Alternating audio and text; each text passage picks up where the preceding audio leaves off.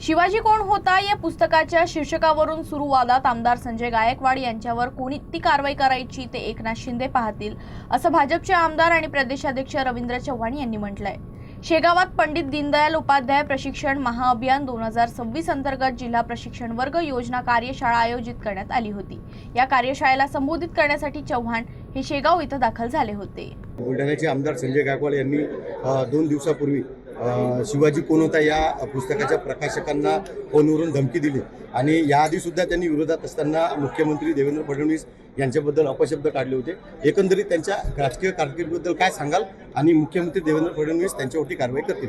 एक गोष्ट लक्षात घेतली पाहिजे, या संदर्भात एकनाथ शिंदेंशी चर्चा होईल आणि एकनाथ शिंदे त्यांच्यावरती जे काही करायला हवं ते नक्की करतील।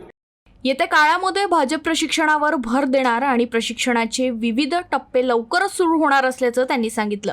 यावेळी जळगाव जामोद विधानसभा मतदारसंघाचे आमदार डॉक्टर संजय कुठे, जिल्हाध्यक्ष विजयराज शिंदे यांच्यासह भाजपचे पदाधिकारी व कार्यकर्ते उपस्थित होते। विदर्भामध्ये सर्व मंडळामध्ये अभ्यास वर्ग पूर्ण झालेले आहेत आणि त्यामुळे येणाऱ्या काळामध्ये 1 मे ते येणारा संपूर्ण मे महिना हे जिल्ह्याचे असणारे 19 जिल्हे आहेत।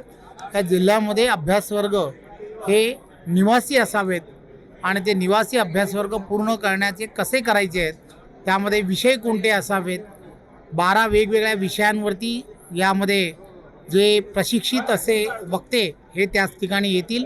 त्यामुळे वर्गांची रचना ही आपण सर्वांनी करायची आहे। त्या संदर्भातला आज इथे ही कार्यशाळा होती।